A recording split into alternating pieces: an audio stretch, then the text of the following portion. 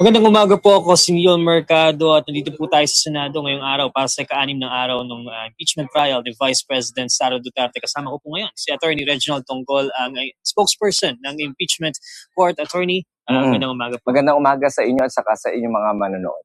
Attorney, can you explain para sa ating mga kababayan, mas maintindihan natin ano yung inaasahan natin ngayong araw? Today nakaschedule lamang yung oral arguments para dun sa request for subpoena ng House Prosecution Panel, yung subpoena sa Anti-Money Laundering Council, subpoena sa mga banks, at saka subpoena sa BIR para ibigay yung mga records na hawak nila.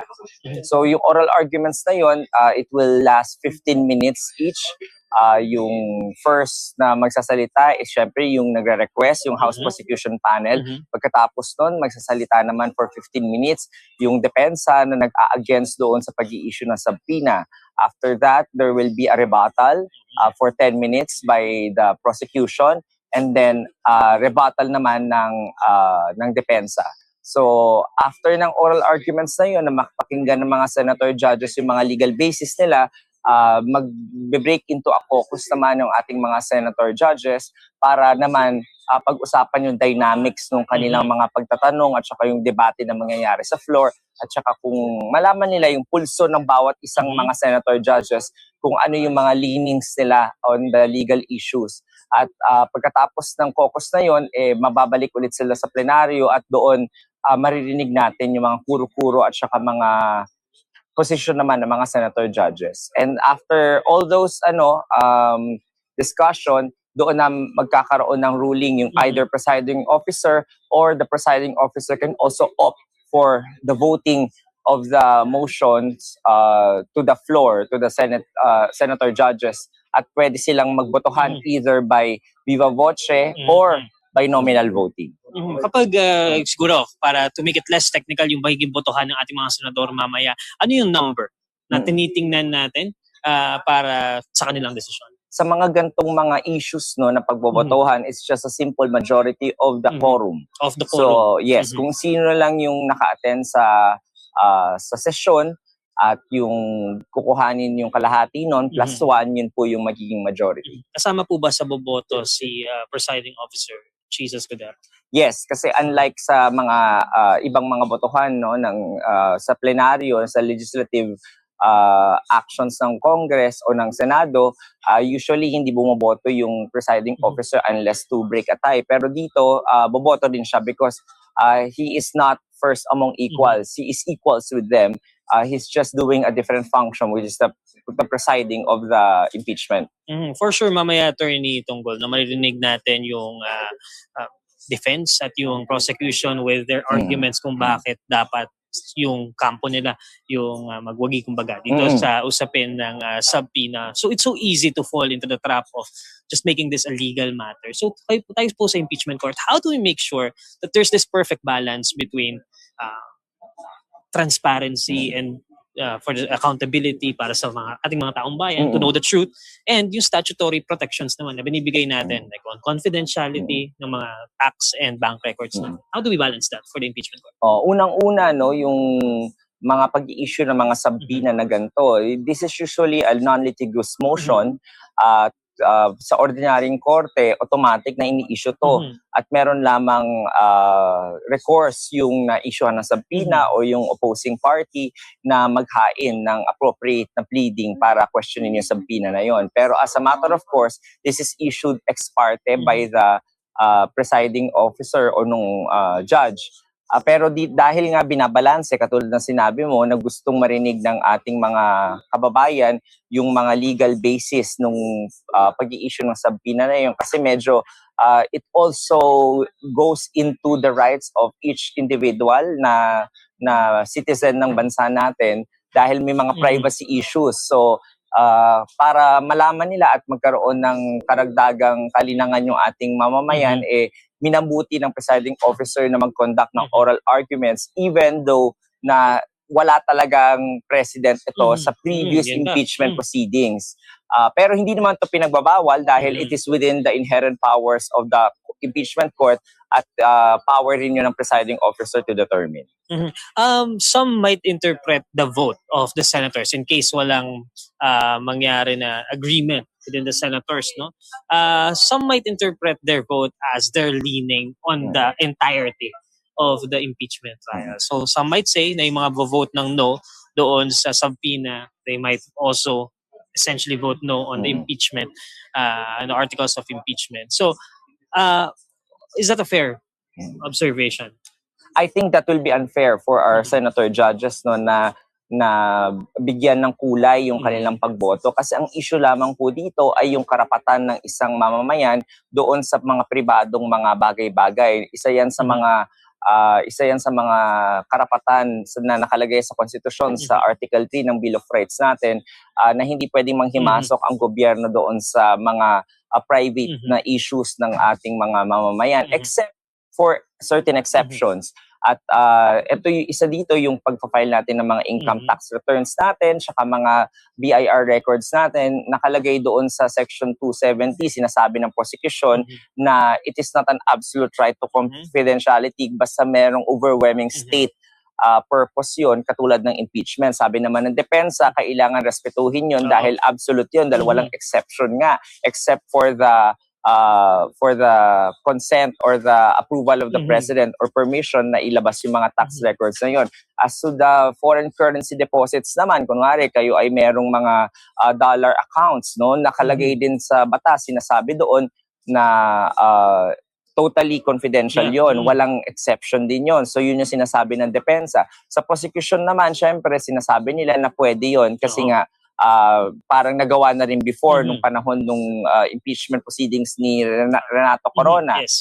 Doon naman sa peso bank deposits, doon nakalagay naman sa bank secrecy law na merong exception, which is impeachment proceedings. Sinasabi naman ng depensa na ito pa rin ay violation ng data privacy law, ng hindi na bank secrecy law, dahil nga illegal na yung processing pag inilahala yung mga dokumento na yon sa publiko. So, yun yung mga magtutunggalian na mga karapatan. Oo, at saka yun din yung mga issues na re-resolbahin ng ating mga senator judges. Kasi nga, so yun, walang kinalaman yun doon sa kanilang political leanings or yung tinatawag ng ibang mga tao na kulay nila, no? O kung ano man yung magiging decision nila. Yung bias nila doon sa ultimate question. So, dahil ito'y sobrang nakatutok lamang doon sa mga legal issues na yon, kaya unfair for the public to judge them na kung ano yung decision nila dito, yun na yung magiging decision nila sa ultimate question. Kasi may mga nagsasabi, ito yung kumbaga unang boto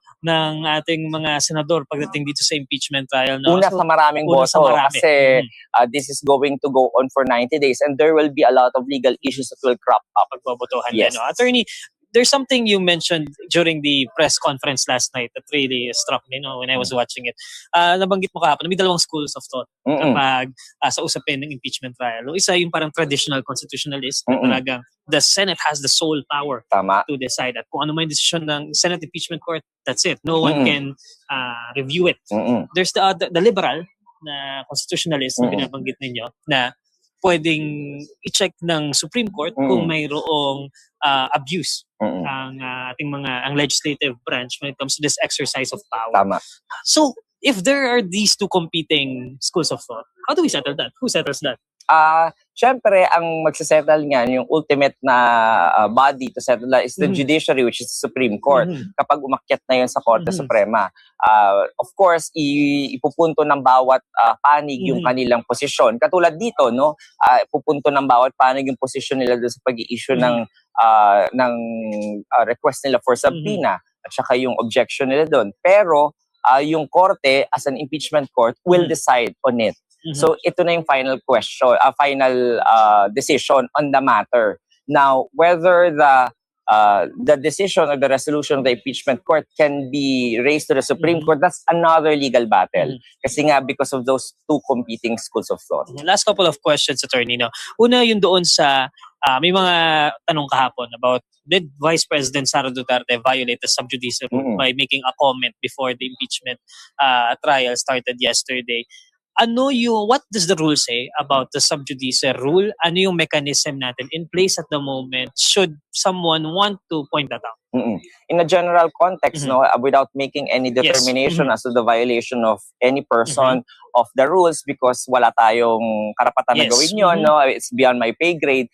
Pero as a general concept, nakalagay po sa Rule 18 na lahat po ng parties, ng councils, pati rin po yung mga private prosecutors ang sakop ng sub judice rule. Kasi nga, ang gusto ng ating, siguro yung nag-draft ng resolution na yun, ay hayaan natin lumabas yung ebidensya without unnecessary noise from the parties insisting on a certain conception kung malakas ba o mahina yung kaso nila. Of course, syempre isusulong nila yung sarili nilang kaso, Yes. di ba? Pero syempre ang gusto natin, kaya tinitelevise natin to, para makita ng sambayanan at they decide for themselves. Hindi mananaig yung pinakamaingay. Ang mananaig talaga yung ebidensya na mailalatag sa korte. So yun yung parang pinaka-overarching na prinsipyo na kaya merong ganong klase na patakaran. Last question, Attorney. No? If you look at the discourse on social media, some are saying, without naming names, no, some are saying Name mo na. that, baka hindi natin pwedeng pangalanan ng attorney, no? Without naming names, yung mga nagsasabi na some senators are lawyering for either the defense or the prosecution. Ano? Both sides, mga nagpo-point out na gano'n, no? How do we make sure that this impeachment trial, of course, up to sa ating mga senator judges, but how do we make sure as an impeachment court that this is based on accountability, based on evidence, and not partisan politics? I think that is a hard line to balance talaga, no? Dahil yung mga senator judges natin, hindi naman yan parang hindi sila naapektuhan ng public sentiment, syempre. Pero ang pinaka-overarching na sa kanila, nananaig sa kanila, ay yung makita nila yung mga ebidensya at matanong nila yung mga bagay-bagay na hindi klaro sa utak nila.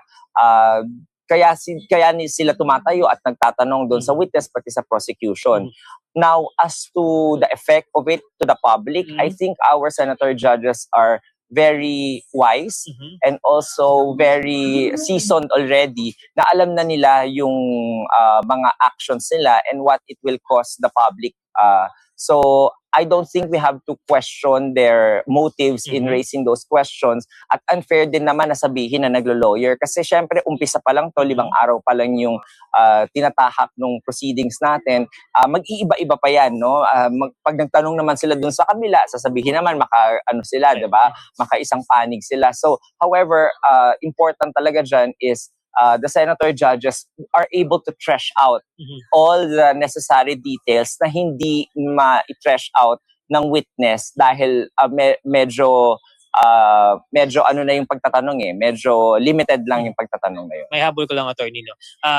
Dahil nga doon sa decision ng prosecution yesterday na i-forgo si Attorney Zuleika Lopez as a witness, naging at si Belinda Bello. At si Captain Belinda Bello, no? Na-mention, parang naging isa, who won with that decision, no? Without speculating on that, attorney, no? If the defense... Isa lang ang nanalo dyan, yung sambayanan at saka impeachment court. Kasi as you all know, this will be a 90-day period na ating pag-uusapan to, no? So ang karapatan ng mga mamamayan na malaman to sa madaling panahon, nandoon lagi yon. Ang karapatan din nung respondent na si VP Duterte na magkaroon ng speedy trial, nandoon din yun. Ang karapatan din ng prosecution na mailatag na ebidensya ng mabilis, nandun din yon. So lahat tayong mamamayan nanalo doon dahil nagdesisyon yung prosecution na paikiliin dahil na rin sa kanilang prerogative na baka yung mga ebidensya na yun, sabi nila kahapon, ay already redundant at corroborative lang naman at wala namang idadagdag sa kaso na yun. If the defense in the future decides na i-add din si Attorney Zuleika Lopez as their witness, that's possible, no? Based on our rules. Meron silang reserve witnesses at hindi pa natin alam dahil hindi siya nakalista sa kanilang mga testigo.